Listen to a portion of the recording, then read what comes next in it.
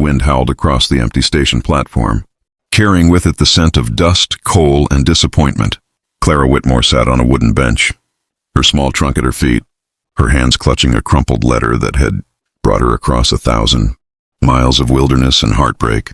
Once a schoolteacher back east, she had answered an advertisement from a rancher seeking a wife, a mail-order bride.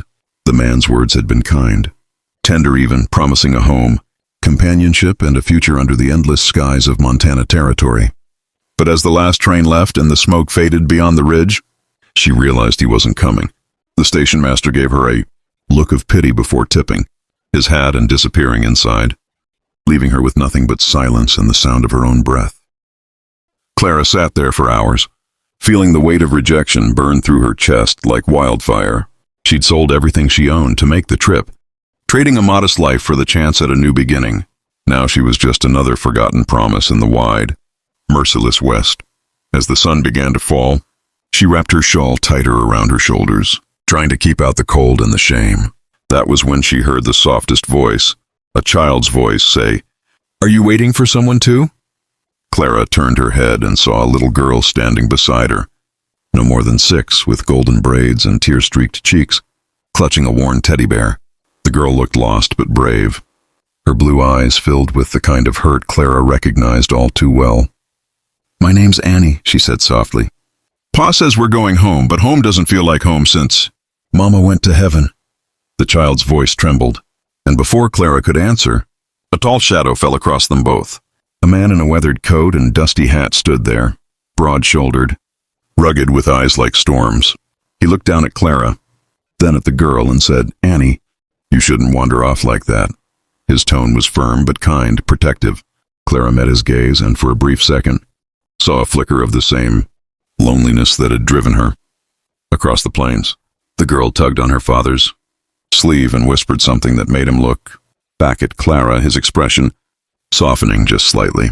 "Can you be my mommy?" Annie asked in a voice so fragile it could break a heart. The man froze and Clara's eyes filled with tears. For the first time since arriving, she wasn't invisible anymore. The West might have been cruel, but maybe, just maybe, it wasn't finished writing her story. Jacob, Roland had buried his wife 2 winters ago when the fever swept through the valley. Since then, he'd learned to live with silence, the kind that filled the cabin at night and pressed down on his chest until he couldn't breathe. Annie was all he had left, and he'd promised his dying wife he'd protect her no matter what. But protecting her didn't mean he knew how to make her smile again. He'd posted a mail order, bride notice once, but never sent it. It sat in his desk drawer, yellowing with time, when he saw Clara Whitmore sitting alone at the station with tear-stained cheeks and no ride home. Something inside him twisted. He recognized that look, the one of someone left behind by fate. He offered her a ride to town, meaning only to see her safe. But Annie clung to Clara like a lost kitten, her tiny hand refusing to let go. Jacob's heart softened when he saw Clara kneel beside the girl, speaking gently as if she'd known her all her life. He invited Clara to stay the night at his cabin until she could make other arrangements, though the thought made him uneasy. He didn't trust himself, not with the grief he still carried, not with the way Clara's eyes seemed to see straight through the walls he'd built. That night, as snow began to fall outside, Jacob sat by the fire listening to the sound of Clara reading to Annie, her soft voice filling the room with warmth it hadn't felt in years. It felt wrong and right all at once. When Clara came to thank him for his kindness, Jacob found himself fumbling for words. "I don't deserve your thanks," he muttered. "Just doing what's decent." But she smiled and said quietly, "Sometimes decency is the only thing keeping us human." Her words stayed with him long after. She went to bed. As he stared into the flames, Jacob realized that in trying to protect Annie from more pain, he'd built a world too small for love to breathe.